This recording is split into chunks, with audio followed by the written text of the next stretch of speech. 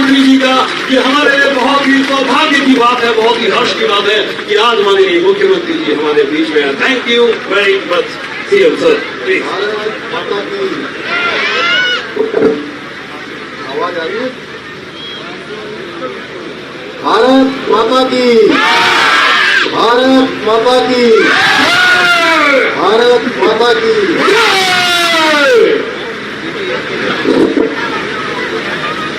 रूपांतरण महल छोटे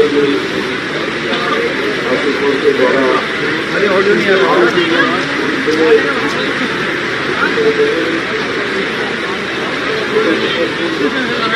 सात स्कूलों का मैं कहूँ कि एक तरह से कायाकल्प किया गया है और इसका पूरा नाम उन्होंने रूपांतरण रखा है।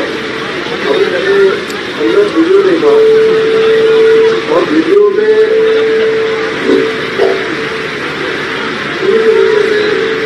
ऑडियो नहीं आ रहा, पहले की पिक्चर और अभी की पिक्चर।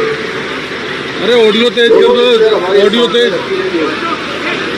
पहले की अवस्था में विद्यालय होते थे और आज सारी कक्षों में जाकर मैंने और हमारे यहाँ के विधायक शर्मा जी ने अंदर जाकर देखा है। शिक्षा विभाग में सब लोगों ने देखा, ये शानदार काम किया है।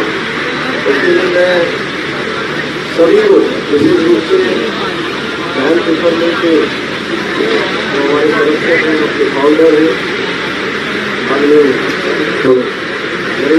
ऑडियो ठीक हो, हमारे भाभी जी, हमारे अभिभावक,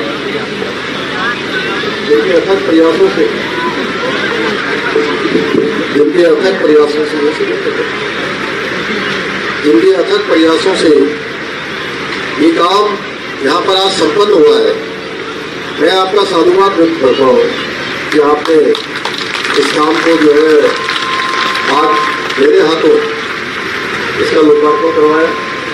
हमारे इस क्षेत्र के लोकप्रिय विधायक अभी जिनको आप सब लोगों ने इस क्षेत्र से भारी बहुमत से इस क्षेत्र से जिताकर विधानसभा का सदस्य बनाया है, सेवा करने का अवसर प्रदान किया है। ऐसे हमारे भाई आदरणीय त्रिलोक सिंह जीमा जी कार्यक्रम में उपस्थित,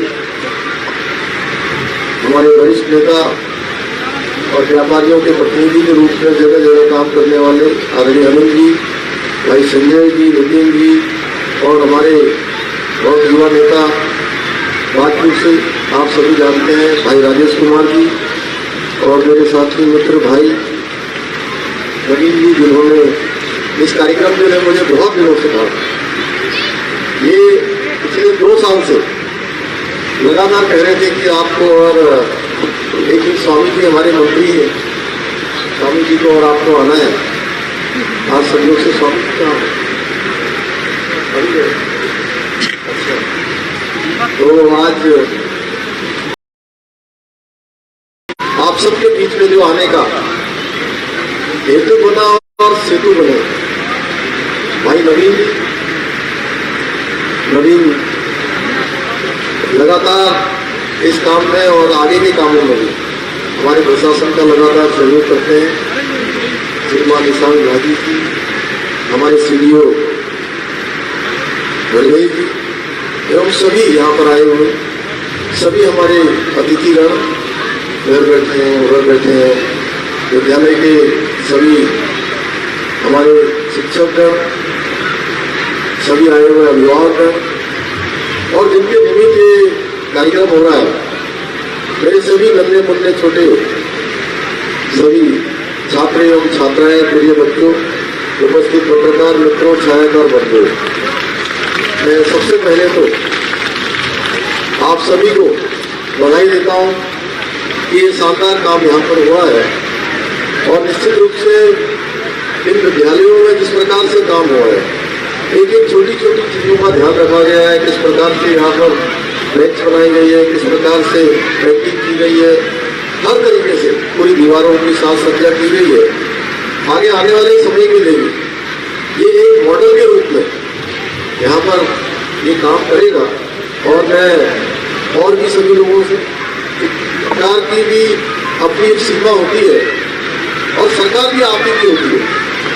सरकार कोई अलग नहीं है, आप लोग जो काम करते हैं वही सरकार आगे बढ़ाती है।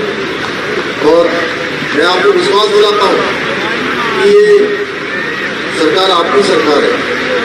और कोई भी समाज में बड़ा काम होता है, कोई भी समाज में परिवर्तन होता है, कोई नया काम होता है या समाज में कोई बड़ा सुधार होता है, तो उस काम में समाज के लोगों की बहुत बड़ी भूमिका होती है।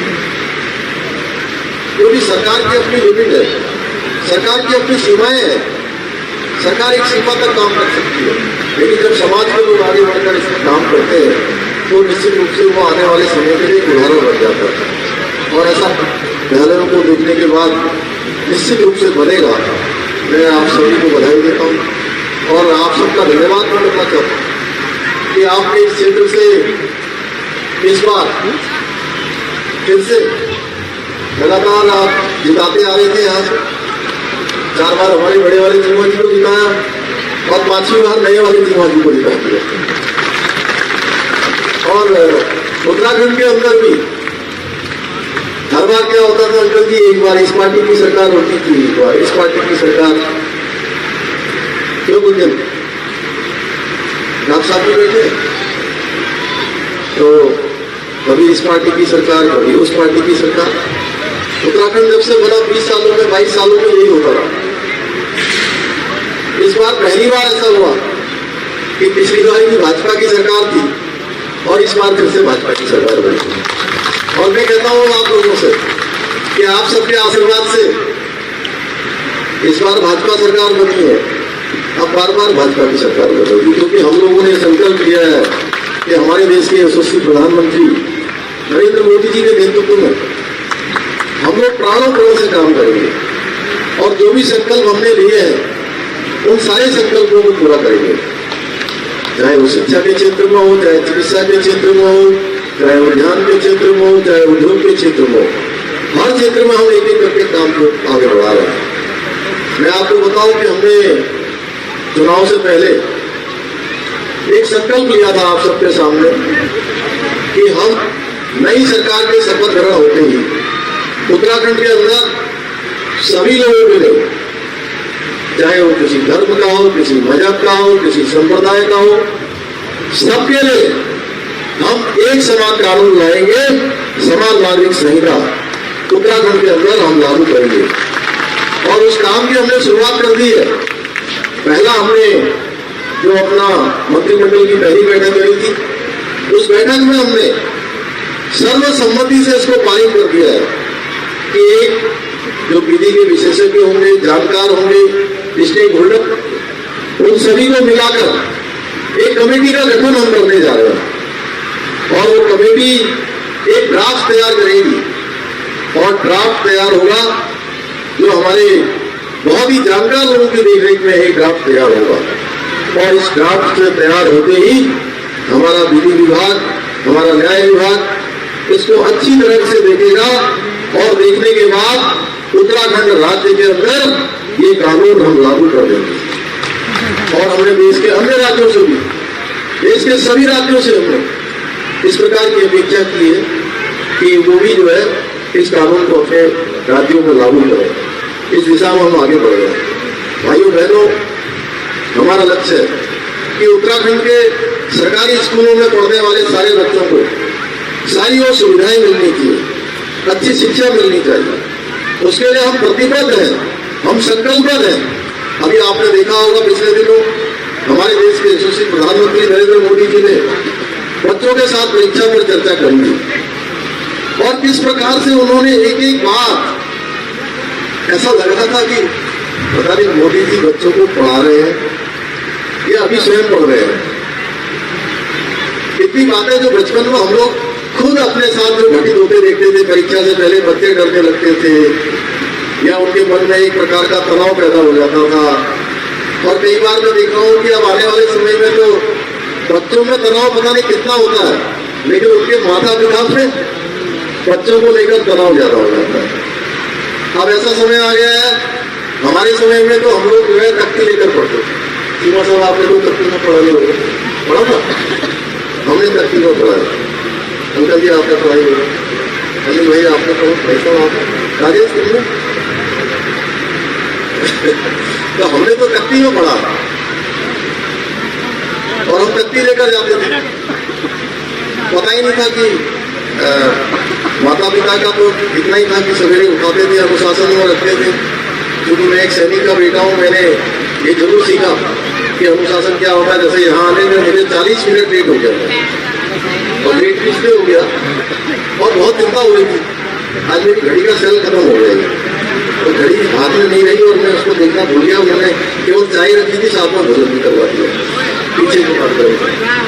नहीं तो मैं कोशिश करता हूँ कि जो समय दिया है उसके 5-10 मिनट के अंदर में वहां पर मैं पहुंच जाऊँ। क्योंकि ये तो होता क्या है, राजनीति के क्षेत्र में काम करने वाले लोगों के बारे में एक अवधारणा बन जाती है कि 1 बजे का टाइम दिया है तो जरूर 2:30 बजे पहुंचेंगे, 2 बजे का दिया तो 4 बजे पहुंचेंगे। इस प्रकार की चीजों को हमें सबको समाप्त करना होगा।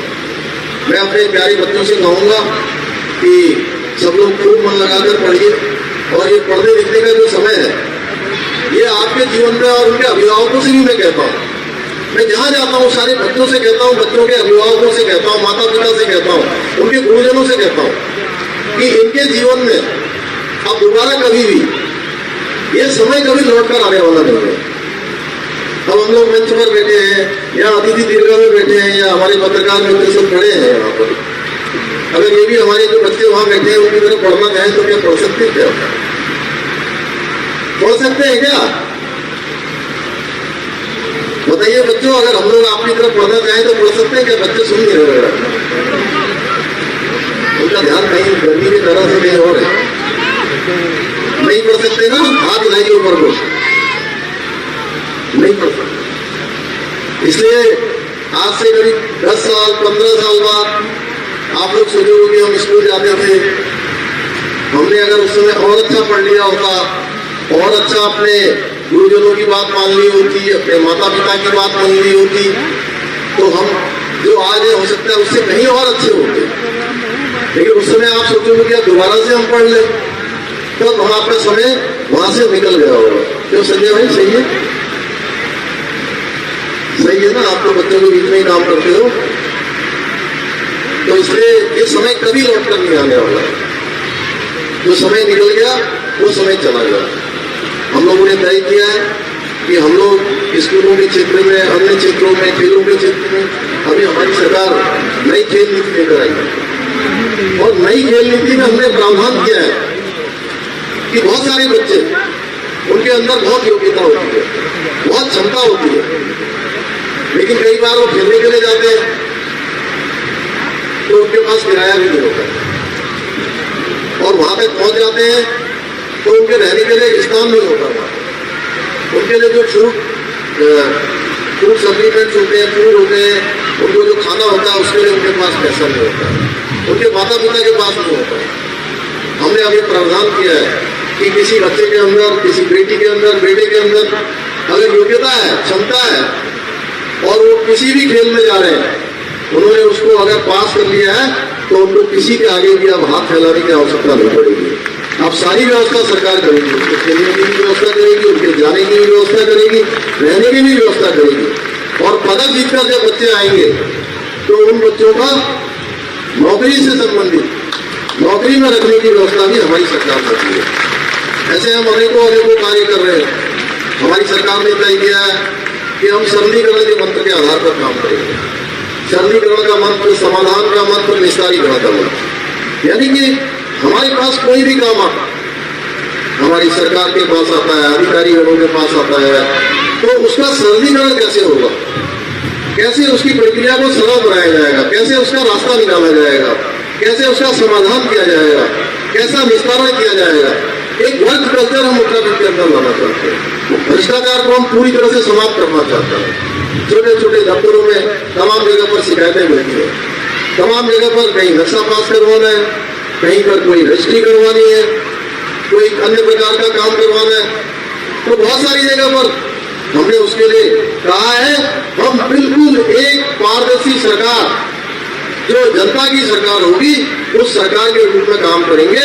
उसके लिए हमने 1064 एक नंबर जारी किया है, उत्तराखंड नंबर बनाया है, विजिलेंस का नंबर है 1064, और उसके लॉन्च होते ही अभी तक 2-3 जगह पर इस पर कार्रवाइयां भी हो गई और बड़ी कार्रवाई हम कर रहे हैं। शिकायत करने वाले का नाम भी गोपनीय रखा जाएगा। ये नहीं है कि आपने शिकायत करी और आपको बता दिया कि मतलब वहां तक पहुंच गया कि आपने शिकायत करी है। ये पूरी गोपनीयता के साथ काम करेंगे, गोपनीय रूप से जो है सीधे सीधे वहां पर कार्रवाई होगी। तो इसलिए मैंने सभी को कहा है कि कहीं पर भी किसी प्रकार की शिकायत नहीं आनी चाहिए। इसको लेकर हम लगातार काम कर रहे हैं। ऐसे अनेकों कार्य हम लोग कर रहे हैं। अभी चारधाम यात्रा मई के पहले सप्ताह से शुरू होने वाली है। इस बार चारधाम यात्रा है, पर्यटक हमारे आने वाले हैं, रामनगर में आएंगे, नैनीताल चारधाम में जाएंगे, मुंशेरी जाएंगे, गिरिराज जाएंगे, बद्रीनाथ में जाएंगे, केदारनाथ में जाएंगे, गंगोत्री, यमुनोत्री, अनेकों स्थानों पर उत्तराखंड के अंदर इस बार रिकॉर्ड टूटने वाला है। हमारे जो होटल के काम करने वाले हैं, होटल व्यवसायी, सारे होटल अभी से सारी बुकिंग शुरू हो चुकी है अगले 2 महीने। बहुत सारे स्थानों पर मैंने बीच में होटल वालों के साथ, पर्यटन के काम के साथ बैठक करी थी। उस बैठक में मुझे बताया सबने, क्योंकि इस बार की यात्रा 2 सालों के अंतराल के बाद हो रही है। 2 सालों के बाद इस बार पर्यटक आने वाले हैं, यात्री आने वाले हैं, क्योंकि 2 साल महामारी रही। महामारी के कारण से सीमित मात्रा में यात्रा चली है। पिछले साल क्योंकि कुछ दिनों के लिए चली, न्यायालय में मामला चला गया, हम सुप्रीम कोर्ट तक गए, उसके बाद फिर से हाई कोर्ट आए, हाई कोर्ट से हमको रिलीफ मिला और 1 महीने लगभग यात्रा चली थी। लेकिन इस बार इस प्रकार का कोई व्यवधान नहीं है ऐसे। लेकिन सरकार की तरफ से हमने सारे उपाय किए हुए। बिजली, गर्मी के समय में कुछ बिजली का भी संकट आ रहा है, उसके लिए भी हम सारे प्रयास कर रहे हैं। बिजली, पानी, सड़क चारों तरफ से अच्छी हो। और आज देहरादून जाने वाली सड़क हो या आपकी दिल्ली जाने वाली सड़क हो, तो भी मुझे बताया गया कि मुरादाबाद को जाने वाली तो सड़क खराब हो रखी है, लेकिन वो उत्तर प्रदेश में है, बाद में बताया। लेकिन हम वहाँ भी बात करेंगे, हमारे सीडीओ साहब वहाँ भी स्कूल से बात कर लेंगे, मीनाक्षी चंद्रन जी को भी कहा है मैंने, तो बात करके उसको भी हम लोग ठीक करवाएंगे। यहाँ पर कंटेनर डिपो इत्यादि जो बनाए जा रहे हैं, हवाई अड्डा जो हमारा बन रहा है आगे आने वाले समय में, इन सब पर आपको एक नया परिवर्तन यहाँ पर दिखाई देगा। हम लोगों का, माननीय प्रधानमंत्री जी का ये विजन है कि ये आने वाला जो दशक है, 21वीं सदी का तीसरा दशक, ये उत्तराखंड का दशक होगा। यानी कि उत्तराखंड हर दृष्टि से आगे जाएगा, चाहे कोई क्षेत्र हो। और हमने भी ये संकल्प लिया है कि 2025 में जब हम 25 साल के होंगे, जब हमारा राज्य रजत जयंती वर्ष मना रहा होगा, तब हम हिंदुस्तान के श्रेष्ठ राज्यों की सूची में शामिल हो जाए। उसके लिए हम सब काम कर रहे हैं। उसके लिए हमें अपने अपने क्षेत्रों में जो विद्यार्थी है, शिक्षकगण हैं, हमारे माता पिता हैं, हमारे उद्योग जगत के बंधु हैं, हमारे कर्मचारीगण हैं, अधिकारीगण हैं, पत्रकार, मीडिया, सारे लोगों का इसमें योगदान है। क्योंकि अगर मैं ये बात कह रहा हूँ कि आने वाला दशक उत्तराखंड का दशक होगा, प्रधानमंत्री जी कह रहे हैं आने वाला दशक उत्तराखंड का दशक होगा, हम हिंदुस्तान के श्रेष्ठ राज्य बनेंगे, हम संकल्प ले रहे हैं, तो ये कोई यात्रा निजी यात्रा नहीं है, ये यात्रा हमारी सामूहिक यात्रा है। इस सामूहिक यात्रा को गंतव्य तक पहुंचाने के लिए हम सबको आगे बढ़ना होगा। मैं आज के अवसर पर पुनः आप सभी को अपनी तरफ से शुभकामनाएं देते हुए, विशेष रूप से हमारे गार्जियन आदरणीय नरेश कुमार झाजी जी को और भाई नवीन जी को, उनकी पूरी टीम को, हमारे विद्यालय परिवार को, हमारे प्रशासन के लोगों को, सबका मैं धन्यवाद करता हूँ कि उन्होंने बहुत यहाँ पर शानदार काम किया है। और ये काम चले हुए थी। अभी कितने स्कूल और बनने हैं? 528 विद्यालय।